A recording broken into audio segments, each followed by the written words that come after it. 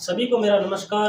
कैसे हो आप सभी? आशा करूंगा कि आप सभी स्वस्थ होंगे, मस्त होंगे और अपने लक्ष्य की ओर निरंतर बढ़ रहे होंगे। तो मैं कमलेश आपका हमारे इस डिजिटल चैनल मरुधरा स्टडी पर हार्दिक स्वागत करता हूं। पिछली क्लासों के अंदर हमने संविधान की लगभग 20 वीडियो डाल दिए। तो अगर आपने वो वीडियो नहीं देखी तो डिस्क्रिप्शन के अंदर वहाँ पर आपको लिंक दे दिया जाएगा, वहाँ से आप वीडियो देख सकते हैं। और अगर आप हमारे टेलीग्राम चैनल पर नहीं जुड़े हैं तो डिस्क्रिप्शन के अंदर उसका भी लिंक दे दिया जाएगा, वहाँ से आप हमारे टेलीग्राम चैनल पर जुड़ सकते हैं। तो पिछली क्लास के अंदर हमने संविधान की अनुसूचियां पढ़ी थी, अनुसूचियां 1 से 12 पढ़ी थी। अगर आपने वो वीडियो नहीं देखी तो इसका लिंक मैं डिस्क्रिप्शन के अंदर दे दूंगा, ये आपको वीडियो दिखाई दे रही होगी। आज हम बात करेंगे भारतीय संविधान के भाग, यानी कि भारतीय संविधान के अंदर कुल कितने भाग थे, उनका हम बेसिक स्ट्रक्चर क्लियर करेंगे, फिर एक एक को हम काटते हुए चलेंगे। तो बात करते हैं संविधान के भाग। हेडिंग डालिए मित्रों, संविधान के भाग। और अगर आप इस चैनल पर नए हैं तो इसे सब्सक्राइब करेंगे, वीडियो को लाइक शेयर करना ना भूलें। शुरू करते हैं संविधान के भाग। मित्रों याद रखना, एक तो पढ़ेंगे मूल संविधान में कुल कितने भाग थे। याद रखना मित्रों, मूल संविधान में कुल कितने भाग थे, मूल संविधान में कुल कितने भाग थे। और एक बात करेंगे वर्तमान के अंदर, वर्तमान में कुल कितने भाग हैं। याद रखना मित्रों, मूल संविधान में कुल 22 भाग थे। कितने थे? 22 भाग थे। और वर्तमान की बात करें तो वर्तमान में भी कुल कितने भाग हैं? 22 भाग हैं। लेकिन आपसे पूछ ले कि गणना की दृष्टि से संविधान में कुल कितने भाग हैं, तो 26 भाग हो जाते हैं। कितने भाग हो जाते हैं? 26 भाग हो जाते हैं। वो कैसे हो जाते हैं मित्रों? जैसे मान लीजिए संविधान का भाग 9 है।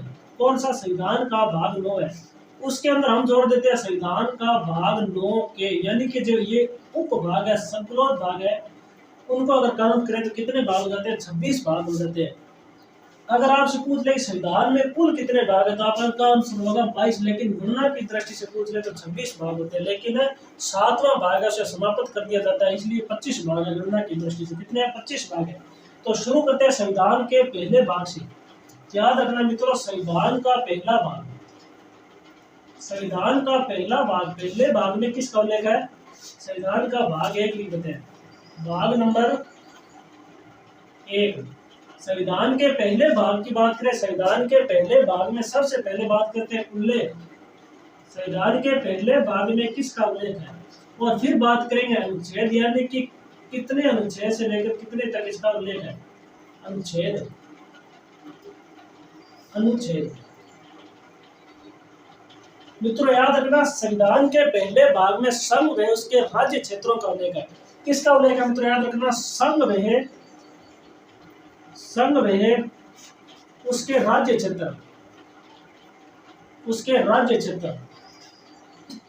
याद रखना बच्चों, संविधान की पहली अनुसूची, संविधान का पहला भाग और संविधान का पहला अनुच्छेद, इन तीनों के अंदर किसका उल्लेख है? संघ में उसके राज्य क्षेत्रों का उल्लेख है। याद रखना मित्रों, अनुच्छेद आपसे पूछ रहे थे, अनुच्छेद 1 से लेकर 4 तक संविधान के पहले भाग का उल्लेख, यानी कि संघ में उसके राज्य क्षेत्रों का उल्लेख है। लेकिन संविधान का जो अनुच्छेद 1 है, अनुच्छेद 1 है मित्रों, याद रखना अनुच्छेद 1, अनुच्छेद 1 क्या कहता है कि भारत राज्यों का एक संघ है। क्या कहता है मित्रों? याद रखना, भारत है वो भारत राज्यों का एक, राज्यों का एक संघ है। क्या है मित्रों? संघ है। याद रखना मित्रों, भारतीय संविधान में संघ के लिए फेडरेशन शब्द का प्रयोग नहीं किया गया, यूनियन शब्द का प्रयोग किया गया। यानी कि भारत वो यूनियन ऑफ स्टेट है, यूनियन ऑफ स्टेट है। यूनियन का मतलब मित्रों क्या होता है? संघ होता है। क्या होता है? संघ होता है। और एक नाम आता है फेडरेशन, फेडरेशन, और इसका मतलब भी क्या होता है? संघ होता है। क्या होता है मित्रों? याद रखना, संघ होता है। लेकिन इनका महत्व या अर्थ है वो अलग होता है। कैसे होता है मित्रों? याद रखना, यूनियन का मतलब, फेडरेशन का मतलब होता है संघ और यूनियन का मतलब होता है संघ। लेकिन अमेरिका का संविधान है ना, जो अमेरिका के संविधान में ये लिखित है कि जो अमेरिका के राज्य है वो संघ से अलग हो सकते हैं। यानी कि अमेरिका के संविधान में फेडरेशन शब्द का प्रयोग किया गया। अमेरिका के संविधान में फेडरेशन शब्द का प्रयोग किया गया, यानी कि अमेरिका के जो राज्य है वो संघ से अलग हो सकते हैं। लेकिन भारत के जो राज्य हैं भारत के जो राज्य है संघ से अलग नहीं हो सकते, इसीलिए हमारे संविधान के अंदर यूनियन शब्द का प्रयोग किया गया, फेडरेशन शब्द का प्रयोग नहीं किया गया। यहाँ से एग्जामिनर आपसे प्रश्न पूछता रहता है कि भारतीय संविधान को कहा जाता है union of state, federation of state, जब भारत राज्यों का एक संघ है, भारत राज्यों का एक, भारत राज्य का एक संघ एक दिया जाता है, भारत एक राज्यों का एक संघ। लेकिन आपको मिलता किसको देना होगा, इंग्लिश में जाकर देखना, यूनियन जहां लिखा होगा उसको मिलता आप टिकर करा सकते हैं। तो दूसरे भाग की बात करते हैं मित्रों, संविधान का जो सेकेंड भाग है, दूसरे भाग में किस काम लेकर उसका जिक्र करेंगे। तो अगर आप इस चैनल पर नए थे सब्सक्राइब करेंगे, वीडियो को लाइक शेयर करना ना भूलें। बात करते हैं मित्रों संविधान के दूसरे भाग की, तो हेडिंग डाल लीजिए संविधान का दूसरा भाग, भाग नंबर 2, संविधान का दूसरा भाग। मित्रों याद रखना, संविधान का जो दूसरा भाग है इसके अंदर सबसे पहले बात करते हैं इसके अंदर उल्लेख किसका है। याद रखना बच्चों, इसके अंदर उल्लेख किसका है, नागरिकता को लेकर। किसका उल्लेख है, नागरिकता, नागरिकता को लेकर। मित्रों याद रखना जो नागरिकता ये संघ सूची का विषय है।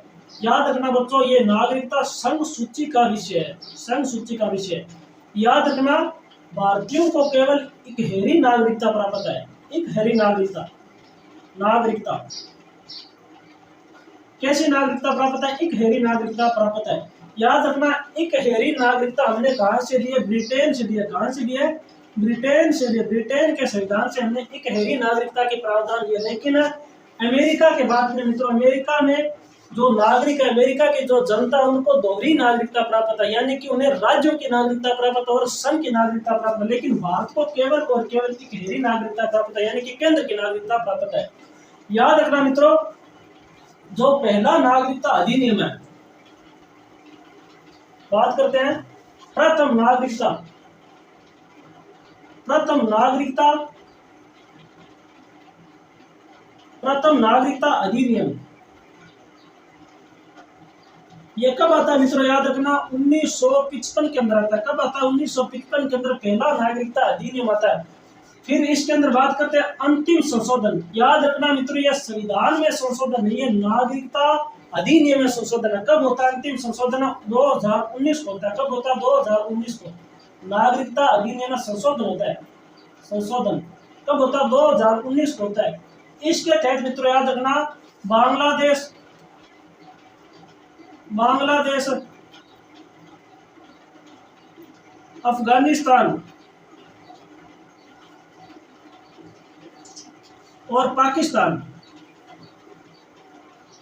बांग्लादेश, अफगानिस्तान और पाकिस्तान से हिंदू शरणार्थी थे और भारत आए थे। पाकिस्तान से हिंदू शरणार्थी,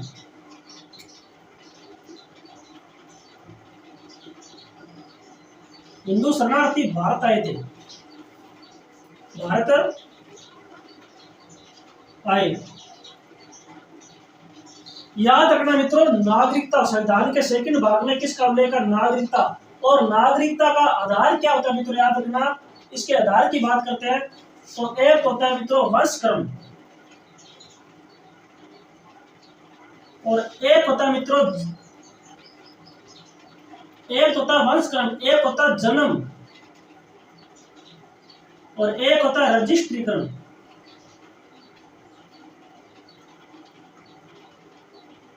और एक होता है प्रार्थना पत्र या प्रार्थना पत्र, और एक होता है देशीयकरण।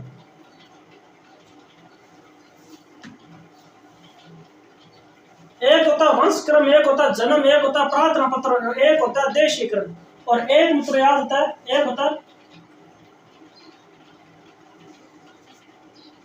अगर जनन।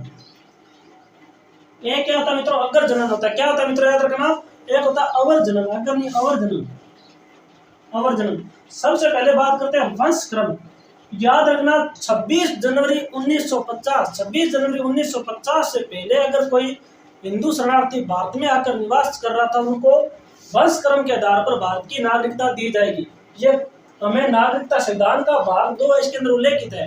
फिर बात करते हैं जन्म, फिर बात करते हैं अवर जनन। अवर जनन का मतलब होता है मित्रों याद रखना 26 जनवरी 1950 के बाद, यानी कि कोई व्यक्ति है यानी कि कोई व्यक्ति है उसका जन्म 26 जनवरी 1950 के बाद में भारत में या फिर भारत के बाहर हुआ हो, यानी कि भारत या भारत के बाहर हुआ, लेकिन उनके माता पिता में से किसी एक का भारत का होना अनिवार्य है। यानी कि उनके माता पिता में अगर कोई एक भी भारतीय है तो उनके उसको अवर जन्म के आधार पर भारत की नागरिकता दी जाएगी। फिर बात करते हैं जन्म के आधार पर। जन्म के आधार पर बात करें, जैसे मान लीजिए कोई लड़का है, उसका नाम है रमेश। क्या नाम है मित्रों? उसका नाम है रमेश। रमेश के माता पिता भारत छोड़कर विदेश में रहने लगे। कहाँ रहने लगे? विदेश। और विदेश में उनकी एक संतान होती है, संतान होती है। उस संतान का नाम क्या है? रमेश है। अगर रमेश चाहे तो विदेश में रह सकता है, और अगर रमेश चाहे कि मुझे भारत में जाकर अपना जीवन यापन करना, तो वो भारत में आएगा, उसको भारत की नागरिकता दी जाएगी। वो किस आधार पर? जन्म के आधार पर दी जाएगी। फिर बात करते हैं रजिस्ट्रीकरण। रजिस्ट्रीकरण का मतलब होता है मित्रों, याद रखना, अगर कोई भारतीय व्यक्ति या भारतीय महिला किसी विदेशी से शादी कर ले, जैसे मान लीजिए कोई भारत का व्यक्ति है, वो किसी विदेशी महिला से शादी कर लेता है, फिर उसे भारत की नागरिकता दिलाता है, किसको? अपनी पत्नी को भारत की नागरिकता दिलाएगा कलेक्टर ऑफिस में प्रार्थना पत्र के तहत। तो वो कौन सी नागरिकता होगी? प्रार्थना पत्र या रजिस्ट्रीकरण के आधार पर उसको नागरिकता दी जाएगी। फिर आता है देशीकरण। देशीकरण का मतलब होता है कि 26 जनवरी 1950 के बाद में कोई भारत के बाहर का कोई भूभाग आएगा, उसको भारत में शामिल किया जाता है। जैसे मान लीजिए, जैसे बलूचिस्तान है, बलूचिस्तान को भारत के अंदर शामिल किया जाता है। बलूचिस्तान हमारा पहले क्या था मित्रों, याद रखना, ये एक चीफ कमिश्नरी प्रांत था, यानी कि 4 की चीफ कमिश्नरी प्रांत है, अजमेर, बलूचिस्तान, कुर्ग और दिल्ली। बलूचिस्तान वर्तमान में पाकिस्तान के अंदर है, लेकिन पहले ये भारत का हिस्सा था। इसको भारत में शामिल करें तो उस वहाँ की जो जनसंख्या है उसको भी भारत की नागरिकता दी जाएगी। तो वो कोई कैसी नागरिकता? देशीकरण के आधार पर नागरिकता दी जाएगी। तो अगला भाग पढ़ेंगे संविधान का भाग 3। अगर आप स्क्रीनशॉट लेना चाहते हो तो इसका स्क्रीनशॉट ले सकते हैं।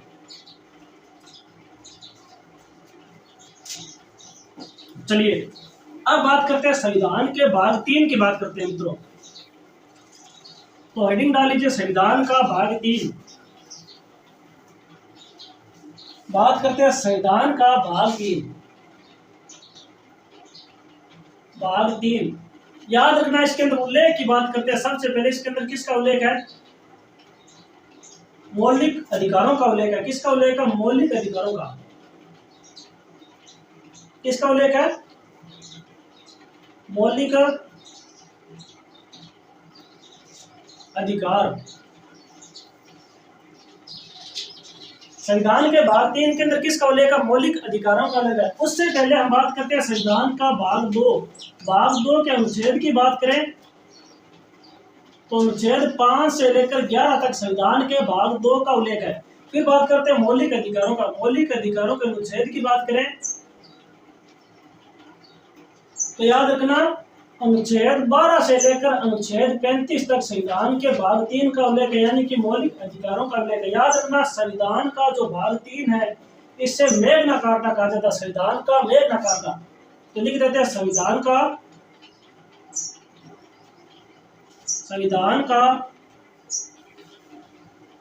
Magna carta. संविधान के भाग 3 को संविधान का मैग्ना कार्टा कहा जाता है। मित्रों, संविधान का मैग्ना कार्टा क्यों कहा जाता है? तो बात करते हैं मैग्ना कार्टा। मैग्ना कार्टा की शुरुआत कब होती है?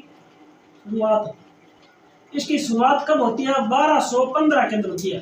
1215 के अंदर 1215 में ब्रिटिश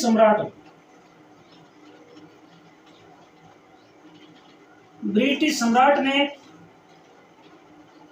एक अधिपत्र जारी किया जिसमें अधिकारों का वर्णन था।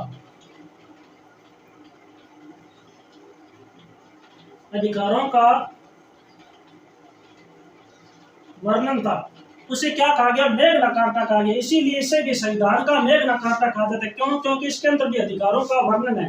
याद रखना मित्रों, मूल संविधान के अंदर कुल कितने मौलिक अधिकार थे? याद रखना 7 है। लेकिन वर्तमान की बात करें, वर्तमान में कुल कितने? 6 अधिकार है। कितने? 6। और मूल संविधान में कुल कितने थे? 7 है। 7वें की बात करें, 7वां था संपत्ति का अधिकार।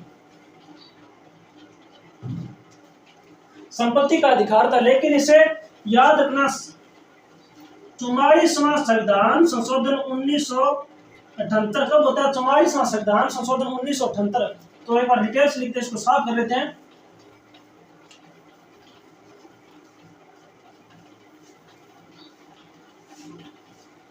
याद रखना मित्रों, संविधान का भाग 3 के अंदर याद रखना, मूल संविधान में कुल कितने भाग थे? 7 है, लेकिन वर्तमान में कितने? 6। 7 में किसका उल्लेख था? संपत्ति का अधिकार, संपत्ति के अधिकार का उल्लेख था।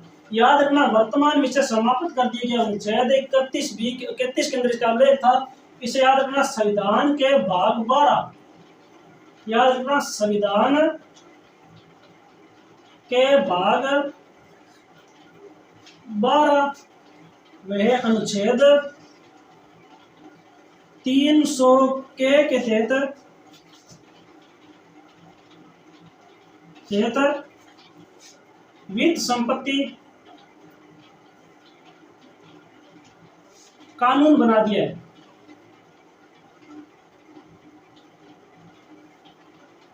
याद रखना पहले यह संपत्ति का अधिकार था, लेकिन वर्तमान में यानी कि 44वां संविधान संशोधन कब होता है? 44वां संविधान संशोधन के तहत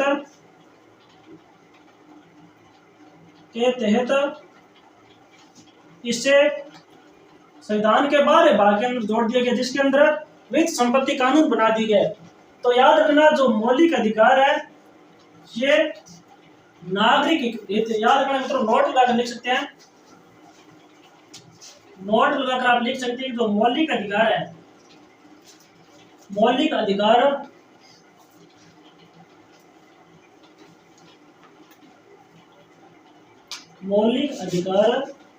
नागरिक हित या राष्ट्रहित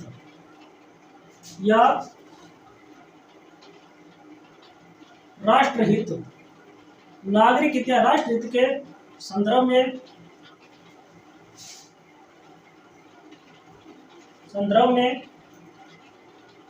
समाप्त किया जा सकता है, समाप्त किया जा सकता है। जैसे मान लीजिए कोई व्यक्ति है, उस पर देशद्रोही का मुकदमा, अगर उसको कोर्ट है वो फांसी की सजा दे देती है, तो वह व्यक्ति कहेगा कि मुझे जीने का अधिकार है, ये मेरा मौलिक अधिकार है, मेरा फंडामेंटल राइट है। तो कोर्ट है वो क्या करेगी मित्रों? याद रखना इसका नागरिक हित या राष्ट्र हित के तहत इसकी मौलिक अधिकार है वो समाप्त कर देती है, उसको मृत्युदंड दे सकती है। और अगर किसी व्यक्ति को फांसी की सजा, जैसे मान लीजिए उसने किसी व्यक्ति का कत्ल कर दिया और कोर्ट ने उसे फांसी की सजा दे दी है, फिर भी उसकी मौलिक अधिकार है वो समाप्त कर दिए जाते हैं। कैसे? नागरिक हित के तहत, नागरिक हित के तहत। अब बात करते हैं संविधान के भाग 4 की। तो अगर आप इस चैनल पर नए हैं तो इसे सब्सक्राइब करेंगे, वीडियो को लाइक शेयर करना ना भूलें। शुरू बात करते हैं संविधान का भाग 4। तो लिखते हैं संविधान का भाग 4 नंबर की। तो हेडिंग डालो मित्रों, भाग 4, संविधान का भाग 4। मित्रों याद रखना इसके अंदर उल्लेख किसका है? उल्लेख की बात करें मित्रों, याद रखना इसके अंदर नीति निर्देशक तत्वों का उल्लेख है। किसका उल्लेख है? नीति निर्देशक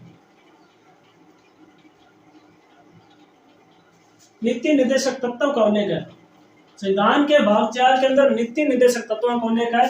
और अनुच्छेद की बात करें मित्रों, अनुच्छेद 36 से लेकर 51 तक नीति निर्देशक तत्वों को उल्लेख है। मित्रों याद रखना नीति निर्देशक तत्व वाद योग्य नहीं है। याद रखना मित्रों, वाद योग्य नहीं है। मौलिक अधिकार व प्रस्तावना वो वाद योग्य, लेकिन नीति निर्देशक तत्व वाद योग्य नहीं है। इनको संविधान में भाग करने के पीछे इनका उद्देश्य क्या था मित्रों? याद रखना इसका उद्देश्य क्या था? कल्याणकारी राज्य की स्थापना करना, कल्याणकारी राज्य की स्थापना करना। नीति निर्देशक तत्वों को संविधान में शामिल करने के पीछे उद्देश्य था कल्याणकारी राज्य की स्थापना करना। याद रखना मित्रों, नीति निर्देशक तत्व सकारात्मक होते हैं, सकारात्मक वे समाजवादी होते हैं, समाजवादी। नीति निर्देशक तत्व सकारात्मक वे समाजवादी होते हैं। संविधान के भाग 4 के अंदर किसका उल्लेख है? नीति निर्देशक तत्व का उल्लेख है। अनुच्छेद की बात करें 36 से 51 तक नीति निर्देशक तत्व है। वो याद रखना, ये वाद योग्य नहीं है। इनको संविधान में शामिल करने के पीछे उद्देश्य था कल्याणकारी राज्य की स्थापना करना। याद रखना मित्रों, ये सकारात्मक समाजवादी होते हैं। अब बात करते हैं संविधान के भाग 5 की, तो लिख देते हैं मित्रों संविधान का भाग 5। संविधान के भाग 5 के अंदर किसका उल्लेख है? मौलिक कर्तव्यों का उल्लेख है। मित्रों याद रखना, मौलिक कर्तव्य मूल संविधान में नहीं थे, लेकिन इनको बाद में जोड़ा गया था 42वां संविधान संशोधन के तहत। कौन से संविधान संशोधन के तहत जोड़ा गया था? 42वां संविधान संशोधन के तहत। तो बात करते हैं संविधान का भाग 4 के। मित्रों याद रखना, संविधान का भाग 4, जैसे 4 है 9, उसके आगे जो शब्दलोच कोई शब्द आ जाता है, इसका मतलब होता है ये मूल संविधान का भाग नहीं था, इसे बाद में जोड़ा गया किसी न किसी संविधान संशोधन के तहत। तो बात करते हैं संविधान का भाग 4 की। इसके अंदर सबसे पहले बात करेंगे इसके अंदर उल्लेख किसका है? उल्लेख याद रखना, इसके अंदर मौलिक कर्तव्यों का उल्लेख है। मौलिक कर्तव्य, मौलिक कर्तव्यों को उल्लेख है। मित्रों याद रखना, 42वां संविधान संशोधन, 42वां संविधान संशोधन कब होता है मित्रों? 1976 को होता है। कब होता है? 1976 को। 42वां संविधान संशोधन 1976 के तहत इसे जोड़ा गया था, जोड़ा गया था। 42वां संविधान संशोधन 1976 के तहत जोड़ा गया था। याद रखना मित्रों, इससे सवर्ण सिंह समिति की सिफारिश पर जोड़ा गया था। समिति कौन सी थी? समिति थी मित्रों, याद रखना, सवर्ण सिंह समिति। आप मुझे कमेंट में बताएंगे कि सवर्ण सिंह समिति का गठन कब हुआ था? मैंने पिछली क्लास के अंदर आपको बताया था। याद रखना, सवर्ण सिंह समिति की सिफारिश पर जोड़े गए थे केंद्र सरकार ने। मित्र याद रखना, सवर्ण सिंह समिति की सिफारिश पर 8 मौलिक कर्तव्य पूछा जाता। परीक्षाओं के अंदर 8 मौलिक कर्तव्य देने की बात कही थी, देने की बात कही। लेकिन याद रखना, केंद्र सरकार ने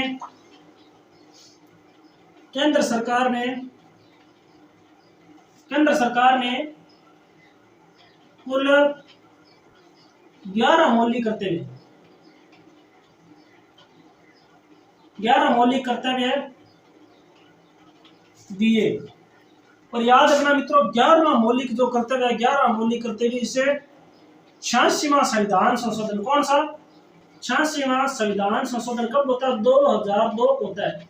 2002 के तहत 11वां मौलिक कर्तव्य जोड़ा गया था। इसीलिए इसे क्या कहते हैं मित्रों? याद रखना, इसे शिक्षा का संविधान संशोधन भी कहा जाता है। शिक्षा का संविधान संशोधन, शिक्षा का संविधान संशोधन कहते हैं। याद रखना, 86वें संविधान संशोधन के तहत कौन सा मौलिक कर्तव्य जोड़ा गया? तो शिक्षा का अधिकार, शिक्षा का अधिकार जोड़ा गया था। तो मित्रों अब बात करते हैं संविधान के भाग 5 की। तो बने रहिए वीडियो के साथ, और अगर आपने अभी तक वीडियो को लाइक नहीं किया तो वीडियो को लाइक करेंगे, चैनल पर नए हैं तो इसे सब्सक्राइब करना ना भूलें। बात करते हैं संविधान के भाग 5 की। लिखते हैं संविधान का भाग 5। संविधान के भाग 5 में किसका उल्लेख है मित्रों? याद रखना, संघ का उल्लेख है। किसका उल्लेख है? संघ का उल्लेख है। संघ का उल्लेख यानी कि केंद्र सरकार का उल्लेख है। मित्रों याद रखना, सरकार के 3 अंग होते हैं। कितने अंग होते हैं? सरकार के 3 अंग होते हैं। एक तो होती है मित्रों कार्यपालिका,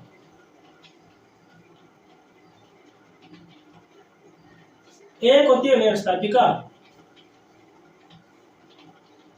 जिसे हम संसद भी कह सकते हैं, और एक होती है मित्रों न्यायपालिका।